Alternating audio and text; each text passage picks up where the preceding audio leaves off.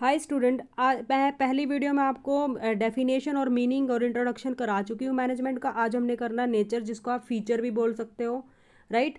ये बहुत ही इंपॉर्टेंट है, इसका क्वेश्चन आने के पूरे चांसेस रहते हैं। Let us start.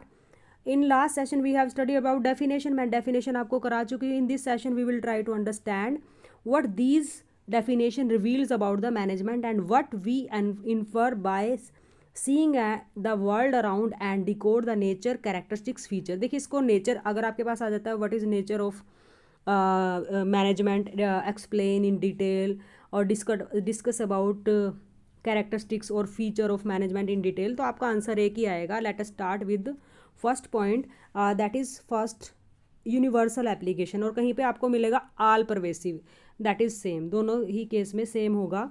तो सबसे पहला पॉइंट देख लेते हैं हम कि जो आपकी मैनेजमेंट है वो क्या है, वो यूनिवर्सल एप्लीकेशन है, means everywhere, right. Management is applicable to all type of organisation, चाहे आपका प्रॉफिटेबल है, चाहे आपका एनजीओ है, स्कूल है, कॉलेज है, एवरीवेयर। यूनिवर्सिटी, देखिए आप लोग पढ़ रहे हैं, आप लोग भी देख रहे होंगे कि किस तरह से आपके कॉलेजेस में हर चीज़ को मैनेज किया जाता है। मैनेजर मोर और less perform same function irrespective of their position and nature. Like you can see, आपके टीचर हैं जैसे, they also perform duties like कि आपकी प्लान करते हैं कि आपको क्या पढ़ाना है, कैसे पढ़ाना है, कंट्रोलिंग भी करते हैं आपकी, राइट। आपको डायरेक्ट भी करते हैं कि आपने कैसे कैसे करना है। इसी तरह से आप भी कहीं पे भी किसी भी ऑर्गेनाइजेशन में जाओगे तो हर जगह पे मैनेजमेंट पाई जाती है। The basic principle of management can be applied in all organization and all managerial position regardless of their nature, size and location. चाहे कुछ भी है, जैसे यहाँ पे देखिए एग्जाम्पल में देख सकते हो, एजुकेशनल इंस्टीट्यूशन में मैनेजमेंट होती है, right. Hospital, government, urban centre, team of player, cultural body, NGOs, right. Second है पर्पजफुल, यानी कि जो मैनेजमेंट है वो पर्पजफुल होती है, इसमें कोई ना कोई हमेशा एम होता है। Management is always aimed at achieving some definite organizational goals and objective. जैसे कोई एजुकेशनल संस्था है, देखो आप अपनी किसी भी एजुकेशन जहाँ पे भी आप पढ़ रहे हो, आप उनके विजन मिशन देख सकते हो। वो विजन मिशन ही उनका गोल है कि लाइक हम सबसे ज़्यादा अच्छी एजुकेशन देंगे, कम कॉस्ट पे देंगे, राइट। और एम्प्लॉयबिलिटी भी प्रोवाइड कराएंगे, हम प्लेसमेंट प्रोवाइड कराएंगे, हमारा ये है, हमें तो इस तरह से हो सकता है। Its aim is to achieve economic and social objective. Achieving aim implies mobilization, interaction, utilization of human, physical, and financial resources in a disciplined manner in order to meet the need of the society. The objective may be economic, social, right? Like increasing in sales in next quarter, definitely. Profit कमाना भी होगा, providing employment opportunity to local, जैसे मोदी जी ने भी अभी campaign चला रखा है, local, vocal for local. Providing quality education to rural student, like हम महर्षि मार्कंडेश्वर यूनिवर्सिटी का ही एग्जाम्पल ले सकते हैं, वो लोकल को बहुत रोजगार प्रोवाइड कर रहा है, राइट। फिर थर्ड है आपका सोशल प्रोसेस, बिल्कुल है, ये आपकी सोशल प्रोसेस है, right. Management is concern with dealing with people, definitely आप लोगों को से ही तो डील कर रहे हैं, right. It essentially involve managing people at work. Manager are required to direct, coordinate, regulate human effort to achieve the desired organization goals, hence management is regarded as social process. Next है जी आपका coordinating force, definitely coordination कर रहे हैं, आपका function भी हो जाता है कि अभी देखिए कोऑर्डिनेशन कैसे है, management coordinate the effort of employ of the organization. अलग अलग डिपार्टमेंट है, सभी को तालमेल करके ही काम होता है। Orderly arrangement of activity to avoid duplication, कोई काम की डुप्लीकेशन ना हो जाए, ओवरलैपिंग ना हो जाए। It balance the individual goals and organizational goals, employ का गोल्स भी अचीव हो जाए, ऑर्गेनाइजेशन का गोल भी अचीव हो जाए, तो इस तरह से वो इंटीग्रेट करती है ह्यूमन रिसोर्सेज को, फिजिकल रिसोर्सेज को। It's a group activity, management plan, organize, direct and control the group efforts to achieve enterprise objective. It is always concerned with group effort and not individual effort. ये ध्यान में रखना है आपने। intangible, yes definitely it's intangible force, आपको दिखाई नहीं देती, बट जैसे कई चीज़ें आपको दिखाई नहीं देती लेकिन वो होती हैं, राइट। तो management is intangible, it is an unseen force, जो आपको दिखाई नहीं दे रही लेकिन आपको महसूस होगी, आपको पता चलेगा यस ये ऑर्गेनाइजेशन वेल मैनेज्ड और ये नहीं है। It's result can be felt in the form of orderliness, की ऑर्डर में चल रही हैं सारी चीज़ें, एडिक्वेट वर्क आउटपुट मिल रहा है, सेटिस्फैक्ट्री आपको वर्क मिल रहा है, वर्क क्लाइमेट अच्छा है, आपके एम्प्लॉय सेटिस्फाई हैं। तो इस तरीके से इसके बारे में आपको पता चल।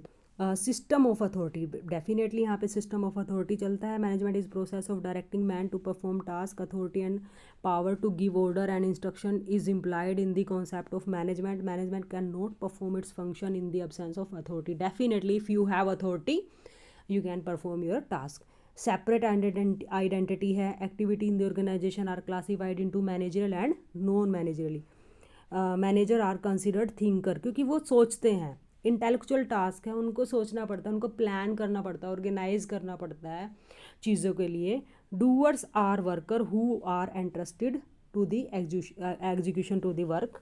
जैसे आप आगे पढ़ोगे level of management, top, middle, lower, उसके बाद प्लेटफॉर्म एरिया होता है, ठीक है। वर्किंग थ्रू अदर्स, यानी कि ये काम कर रहे हैं दूसरों के द्वारा, राइट। जैसे management involve working through other to accomplish organisation goal, वो सेट कर दिया उन्होंने गोल, लोगों को उन्होंने एम्प्लॉई एज ए एम्प्लॉई रखा, फिर उनसे काम लिया। Manager has to appoint right type of people, assign duty, जो आप स्टाफिंग में करोगे, जो थर्ड फंक्शन है आपकी मैनेजमेंट का। मोटिवेट करते हो, फिर उनको कंट्रोल करते हो, आप देखते हो ना, planning, organizing, staffing, right, then coordinating और लास्ट कंट्रोलिंग। कोऑर्डिनेटिंग में ही मोटिवेशन आ जाता है, राइट। फिर है management is a continuous, definitely continuous function है, आज एक चीज़ मैनेज करी, कल दूसरी, परसों दूसरी, राइट। इस साल ये मैनेज किया, उस साल में, ये चलता रहता है। Management is dynamic ongoing process, it is continuous to operate as long as there is organise action are to achieve group goals. It never ending process, ये कभी भी ख़त्म ना होने वाली प्रोसेस है। और ये आपका 2 नंबर का क्वेश्चन भी आ सकता है और ज़्यादा बड़ा भी आ सकता है। ये है आपका management is science as well as art. तो मैनेजमेंट आपकी साइंस भी है और साथ के साथ आर्ट भी है। साइंस कैसे है देख लेते हैं। Management is science because it has definite principle, जैसे आप फेओल के 14 प्रिंसिपल पढ़ोगे, टेलर के 5 प्रिंसिपल पढ़ोगे। These principle are universally applicable, definitely, like division of work है तो होता है एप्लीकेबल, यूनिटी ऑफ कमांड है होता है applicable. It is social science, ये एग्जैक्ट साइंस नहीं है लेकिन सोशल साइंस है। Management is art because it is concern with application of management knowledge, definitely आपके अंदर कितनी स्किल है, लाइक मैनेजर कैसे लीड करता है अपनी टीम को, कैसे मोटिवेट करता है अपने काम करने के लिए, तो वो आर्ट है। कैसे वो अपनी नॉलेज को अप्लाई करता है, right. Every manager apply certain knowledge and skill while dealing with people to achieve result, definitely उसको स्किल तो अपनी यूज़ करनी ही पड़ेंगी, राइट। और नेक्स्ट है जी आपका मैनेजमेंट इज़ प्रोफेशन। जी यहाँ पे देखो इंडिया में इसको पूरी तरह से प्रोफेशन नहीं माना गया, कुछ डेवलप्ड कंट्री में इसको एज ए प्रोफेशन माना जाने लगा है क्योंकि ये कुछ कंडीशंस पूरी कर रहा है, कुछ नहीं अभी। Management has come charismatic of profession, it is comparatively a new field of knowledge which can be acquired through formal training like other profession. Manager has to apply management principle, definitely technique, skill to solve the problem of organization. अभी ये India में development stage पे है, developing है, it's developing, needed at every level, बिल्कुल। Management is needed at every level of organisation, चाहे आपका lower है, चाहे मिडल है, चाहे टॉप लेवल है। Conceptual and design skill play greater role at top level. Human skill managing people are mostly required skill at middle level. बिल्कुल देखिए जो कॉन्सेप्ट और डिज़ाइन स्किल है वो टॉप लेवल पे, बिकॉज टॉप लेवल पे बनती है आपकी स्ट्रेटजी, टॉप लेवल पे अपन के सेट होते हैं विज़न मिशन की, करना क्या है आपने, चाहे वो नियर फ्यूचर की बात है, चाहे वो फार फ्यूचर की बात है, राइट। चाहे वो आपके लॉन्ग टर्म गोल हैं, चाहे वो आपके शॉर्ट टर्म गोल्स हैं। ह्यूमन स्किल चाहिए होती है हमें मिडल लेवल की, क्योंकि मिडल लेवल बीच में आ जाता है।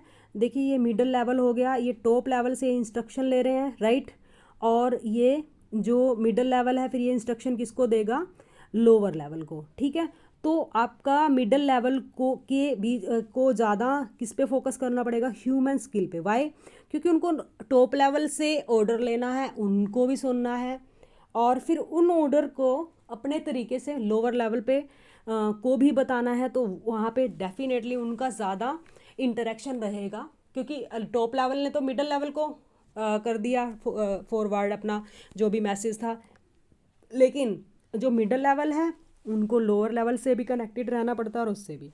और जो आपका लोअर लेवल है वो टेक्निकल स्किल, यानी कि जो काम से रिलेटेड स्किल्स हैं उसके ऊपर वो फोकस करेंगे, राइट। तो आपने देख लिया होगा, ये बहुत इंपॉर्टेंट टॉपिक है भाई, ये पॉइंट बहुत ही इंपॉर्टेंट है कि टॉप लेवल पे कैसे, मिडल पे कैसे और लोअर लेवल पे कैसे। तो इस नेचर और फीचर को कंक्लूड करते हुए हम इसको ख़त्म करते हैं। तो कंक्लूजन क्या हो सकता है, generally these nature are used to refer various activity performed by the managers, and what layman infer from seeing the management world around him. Management is the sum of total of all activity concerned with working of an organization. It consists of goal, people and structure. तो I hope आपको समझ में आया होगा। अभी आपकी definition हो चुकी है, इंट्रोडक्शन हो चुकी है, कॉन्सेप्ट मैंने समझा दिया है, और ये दूसरी वीडियो थी, इसमें आपका नेचर हो चुका है। नेक्स्ट वीडियो में हम देखेंगे स्कोप क्या है और सिग्निफिकेंस क्या है मैनेजमेंट का। तो आज के लिए इतना ही। Thank you.